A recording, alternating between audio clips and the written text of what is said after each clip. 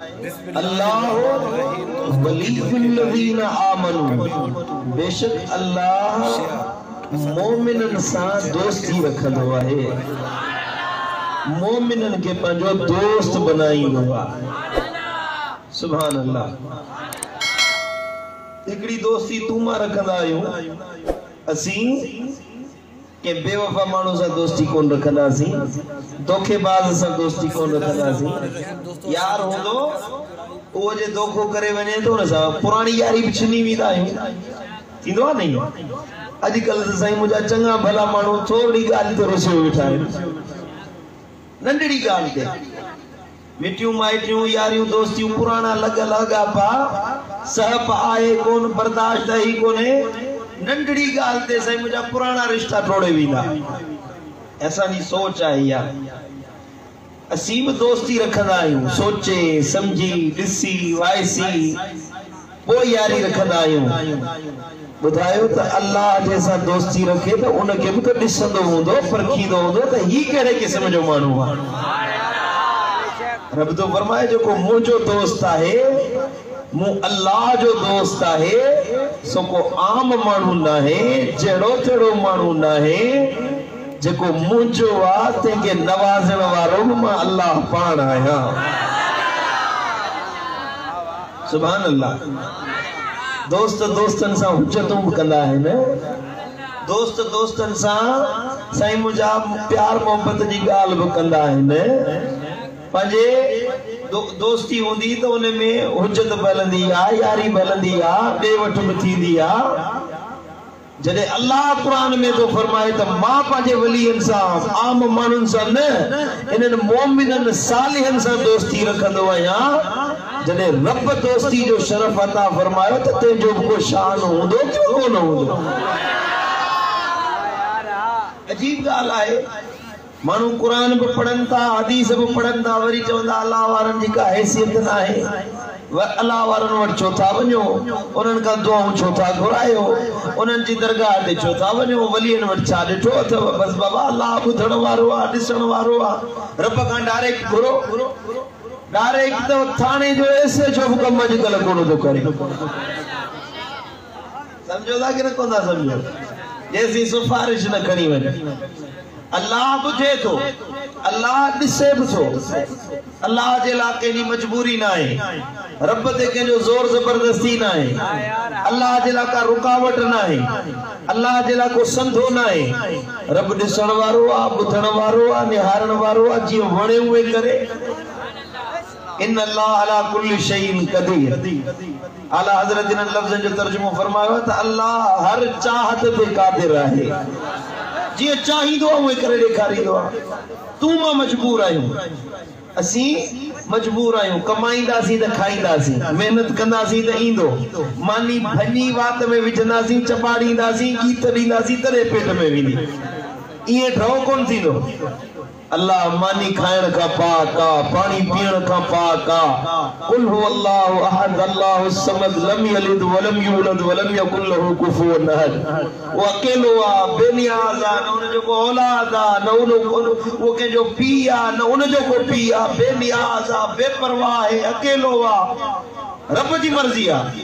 पर अल्लाह एकड़ो दुनिया में कानून ठाहियो आ, उन कानून तहत ही जहान हली रहियो आ। रब हिकड़ो कानून ठाहियो आहे, उन कानून मुताबिक दुनिया हले पई। वक्त ते सिज पंहिंजे वक्त ते उभरंदो, चंड पंहिंजे वक्त ते चिमकंदो। पहिरीं तारीख़ जो चंड सन्हड़ो हूंदो आहे, कानून इहो आहे। पहिरीं तारीख़ जो चंड सन्हो हूंदो आहे, ॿी तारीख़ जो चंड थोरो वॾो थींदो, वरी 14 जी राति पूरो चंड आबताब सां हूंदो आहे। वरी पोयां ॾींहुं ईंदा त 29 जी राति चंड लभंदो ई कोन। कानून आयो अल्लाह जो, समझो था? सिज लही वियो त वरी वापस न मोटंदो, वक्त गुज़री वियो त वरी वापस न वेंदो। हिकड़ो सेकंड गुज़री वियो न, वो वक्त गुज़री वियो सो गुज़री वियो, वरी वापस न मोटंदो। सिज लही वियो सो लही वियो, वरी ॿिए ॾींहुं वरी सिज उभरंदो, उहो ओभर खां ओलह खां सिज उभरंदो नहीं, ओलह का सिज लहंदो आ। यो कानून अल्लाह ताला जो। रब एकड़ो कानून ठायो आ तो ओला का सिज लहंदो आ पर कुर्बान वञा कदे कदे अल्लाह ताला पंजे पानन जिला पंजा कानून भी तब्दील फरमाए छदीदो आहे वरी जो सुभान अल्लाह अल्लाह जो कानून तहत निजाम हले पियो उन कानून के केर मानू छेड़छाड़ न थो करे सके उनके बदलाए न थो सके हफ्ते जा 7 ॾींहं त 7 ॾींहं साल जा 365 ॾींहं त 365 ॾींहं सियारे में रात वडी ॾींहं नंढो कानून आ सिज ओला का लहंदो केर बि सेडी वडी साइंस आ साइंसदान हैं एडी वडी तरक्की कई अथन पर सिज के हिकड़े सेकंड जे ला भी पानी जाए ता चोरे नथा सगन हाउ न बा पर अल्लाह ताला पंजे वलियन जे ला कानून खे तब्दील भी फरमाए छदींदो आहे कानून तो यो आसिज लही वे तो न वरंदो पर हेदे हजरत हैदरे करार मौला अली शेरे जली फातिह खैबर नबी दे बिरादर असदुल्लाह अल गालिब सैयदना अली बिन अबी तालिब जी नमाज असर जी कज़ा थी वई महबूब गोदे ते सुतल हेने सिज लही वियो अली असर नमाज पढ़ी कि न या रसूल अल्लाह हबीब हिया आमर जो इशारो कयो नथल सिज वापस वरी आयो आ वरी जो सुभान अल्लाह वरियो कि न कोन वरियो अली नबी ना है अली नबी ना है वलिया आई कानून अल्लाह वलियन जे ला तब्दील करे छलियो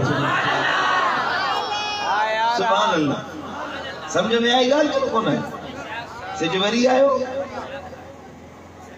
अल्लाह ताला जो कानून है शादी कयो ज़ाल मुर्स पान में मिलंदा त पुट जमंदो हां न सही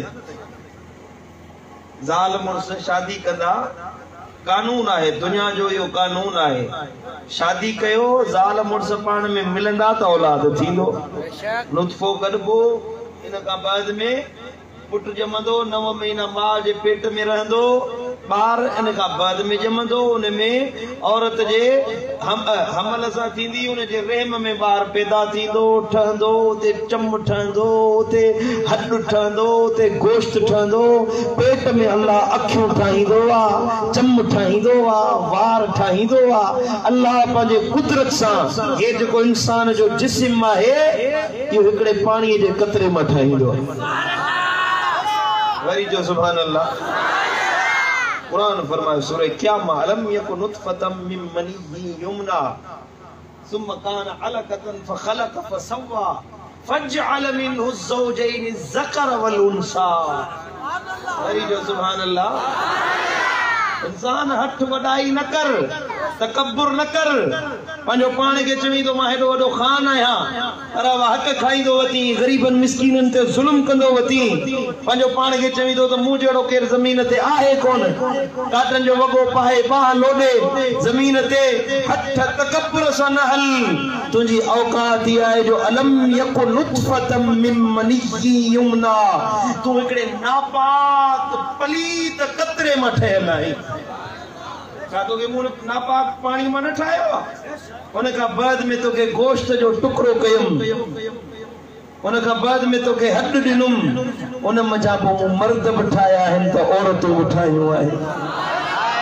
अल्लाह तो फरमाए मर्द बिठाया औरतों बिठायो यो अल्लाह जो कानून है अल्लाह ताला हिकड़ो कानून ठायो आ उन कानून मुताबिक रब कायनात औलाद पैदा फरमाईंदो वरी जो सुभान अल्लाह हाने सही मुजा को मानु शादी करे ही न चे त ई औलाद थी वने थी सके तो न बा शादी करन जरूरी आ सियारो गुजरियो तो वने पे छड़न जी शादी करायो तकड़े हां यार हां समझो था साईं करीम सल्लल्लाहु अलैहि वसल्लम फरमाया मुझे उम्मत में पुछड़ा मानू हुए ने जेके छड़ा है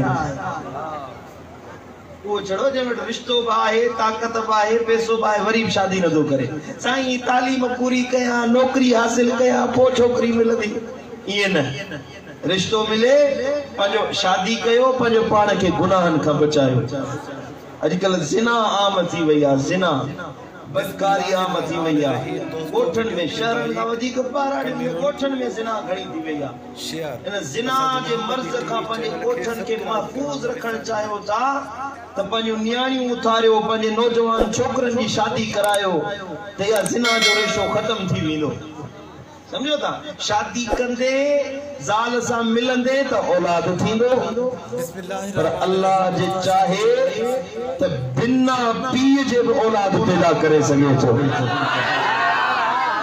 सुभान अल्लाह कानून तो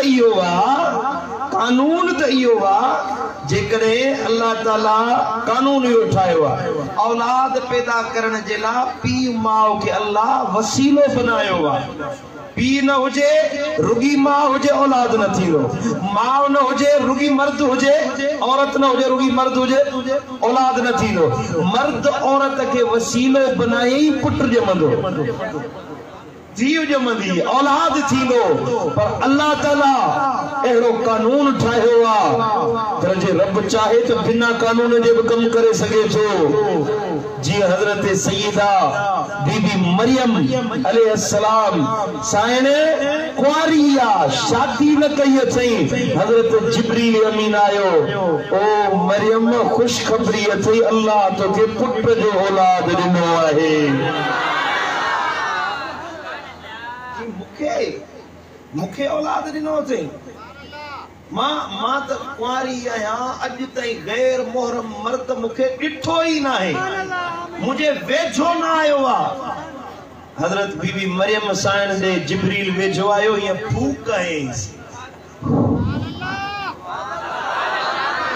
बुजुर्ग फीणो रखंदा है न दम कंदा है मुल्ला जो दम करण हराम नाजायज है कुरान में जिब्रील लिखियल है जिब्रील जो फूक दी बीबी मरियम के फीणो रखे हरी जो सुभान अल्लाह साबित थियो फीणो कि न कोन थियो फीणो रखे से साण हमल वारी थी 9 महीना गुजरन औरत के 9 महीना 9 महीनन जो पेट थींदो आ उन का बाद में बार जमंदो आ साइन आई एकड़े वण जे हेठा अचे वेठी है बेवमी सूरत मरियम जा लफ्ज में तर्जुमो करे तो तवा के बुधाया पियो साइन आई जेके हमल जा सूर थया से अल्लाह कुरान में बयान फरमाया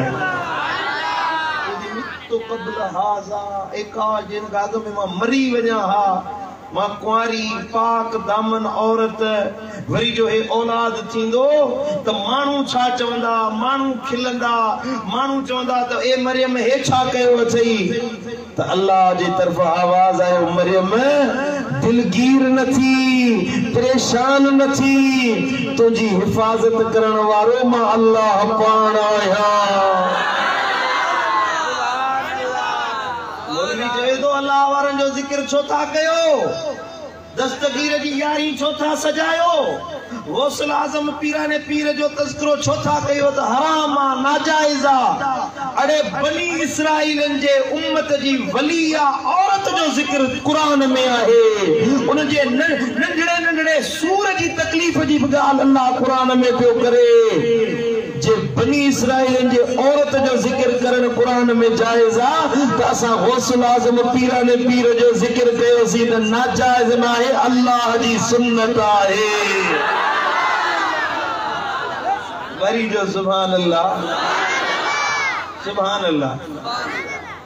हजरत सैयदा मरियम साहिब के वण ते टेक लगाए वेठी खजूर जो वण हुयो हाने हजरत सैयदना ईसा रूहुल्लाह जी पैदाइश सियारे जे मौसम में थी दिसंबर में सर्दी हुंदी आहे सॼी दुनिया में सॼे दुनिया जे गोले ते दिसंबर में सर्दी हुंदी आहे आई ईसाई अज ताई 5 दिसंबर हजरत सैयदना ईसा रूहुल्लाह दे मंसूब करे यो क्रिसमस मल्हाईंदा आहिनि हजरत ईसा रूहुल्लाह ने 5 दिसंबर ते जाओ अज ताई मल्हाईंदा आहिनि सियारे में पुट खजूर न थींदी आहे करे ॾिठो तो सियारे में खजूर दे न थींदी आहे खजूर न थींदी आहे बीबी साईं दिल में सोचो भूख लगी आ किथा खावा अल्लाह ताला फरमायो त हिन वण में निहारी त ताजी ताजी खजूर बीबी मरियम साईं जे आडो अचे पई आहे वरी जो सुभान अल्लाह हाणे कानून त इहो आहे त सियारे जो फसल सियारे में थींदो, उन्हारे जो मेवो उन्हारे में थींदो, पर अल्लाह वारनि जे लाइ रब पंहिंजा कानून बि तब्दील करे छॾींदो आहे। वरी जो सुभान अल्लाह। हवा को अल्लाह वारनि जो शान सम्झ में अचे थो अलाए कोन थो अचे। ॾिसंदा ॿुधंदा वञो, हिकिड़े ई वाक़े मां तव्हांखे केतिरियूं ॻाल्हियूं थो ॿुधायां मां। कानून त इहो आहे सियारे जो फसल सियारे में थी। हज़रत सईदा मरियम साईं हिकिड़े मस्जिद अक्सा जे मथां हुजरो हूंदो हुयो, उन हुजरे में वेही अल्लाह जी इबादत कंदी हुई। हज़रत ज़करिया अलैहिस्सलाम मानी पानी खणी ईंदो हुयो रोज़ानो बीबी मरियम साईं वटि। साईं मानी खा पानी पी। हिकिड़े ॾियारे ॻाल्हि विसरी वियसि, 3 ॾींहं गुज़री विया, न पानी खणी आयो न मानी खणी आयो। हज़रत ज़करिया अलैहिस्सलाम के सफ़र ते वियल हुयो, के कम सां वियल हुयो, ॻाल्हि विसरी वई। ॿाहिरां दरवाज़ो बंदि पियो आहे। साईं फरमायो शायद बीबी मरियम गुज़ारे वई हुजे, 3 ॾींहं थिया न पानी न मानी। सैयदना ज़करिया अलैहिस्सलाम जो आयो हुजरे में जा खणी जो निहारे त बीबी मरियम जे आॾो अणमुदाइता मेवा रखिया आहिनि, जंहिंजी मुद ई न आहे। साइण हे किथां आंदई, हे मेवा किथां आंदई, हे अणमुदाइता फ्रूट किथां आंदई? साइण फरमायो ओ ज़करिया हे मुझे अल्लाह जे तरफ़ां मूं वटि पहुता आहिनि। कानून ये तो चले त अणमुदाइता मेवा न मिलंदा। अंब जी मौसम ना है, अंब पियो आ। खजी जी मौसम ना है, खजी पई आ। सुभान अल्लाह मञणो पवंदो त अल्लाह वारनि जे लाइ रब पंहिंजा कानून बि बदिलाए छॾींदो आ। जेॾीमहिल साइण खे अणमुदाइता मेवा खाईंदे ॾिठई, हज़रत ज़करिया अलैहिस्सलाम जी उम्र 80 साल हुई। 80-100 साल अल्लाह गलत न चवराए जेतिरी हुई, पर एतिरी उम्र हुई जो औलाद थियण जो आसरो न हुयो। ज़ोफ़ वठी वियो, कमज़ोरी थी वई। वॾी उम्र वारो माण्हू हज़रत ज़करिया अलैहिस्सलाम अल्लाह ताला खे अर्ज़ कयो, मौला बे औलाद आहियां, पुट कोन्हे को। उन बीबी मरियम जे आस्थाने ते बीही दुआ घुरे। कुरान में लफ्ज़ आहिनि, ओ उन जाइ ते बीबी मरियम जे हुजरे में, माना अल्लाह वारनि जे आस्थाने ते वञी दुआ घुरण हराम न आहे, अल्लाह जे नबीअनि जी सुन्नत आहे। मुझे कलंदर से वनी दुआ घुरूं, फिदाई ते वनी दुआ घुरूं, रोजे धनी दी दरबार ते वनी दुआ घुरूं, मुझे मुर्शिद मातली वाले जे आस्थाने से भी दुआ घुरूं। हराम ना है, कुरान से खारियो आ वलियन जे आस्थाने ते भी दुआ घुरो। यो बिदअत ना है, अल्लाह जे नबीअन जी सुन्नत आहे।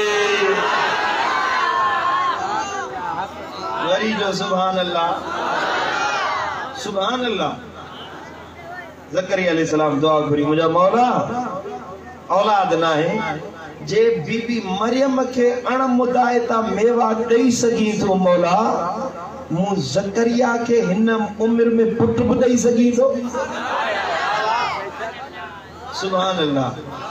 अल्लाह जे कुरान फरमायो, रब जी आयत नाज़िल थी आ, या ज़करिया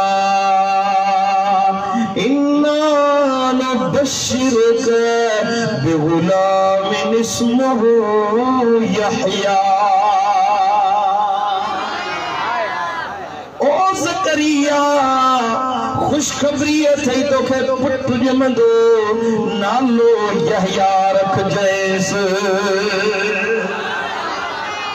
खुशखबरी थई पुट ॼमंदई, पुट ॼमण जी खुशखबरी थई, नालो यहया रखजैस। अल्लाह ताला हज़रत सैयदना यहया जी विलादत वारे ॾींहं खे रब कायनात कुरान में ज़िक्र फरमायो आहे। रब फरमायो, ओ जंहिं ॾींहं ते ज़करिया यहया अलैहिस्सलाम पैदा थियो, अल्लाह जो उन ॾींहं खे सलाम आहे। अकलाणियुनि जो ॻोठ वारो तवज्जो ॾिजो, जे यहया जे ॼमण वारे ॾींहं ते रब सलाम पियो मोकिले। जे सुन्नी आशिक़ रबीउल अव्वल में पंहिंजे लजपाल नबीअ जे आमद वारे दिए ते मरहबा जो तरानो गाए तो यो नाजायज नाहे मौलवी जी फतवा मुताबिक बिदअत नाहे।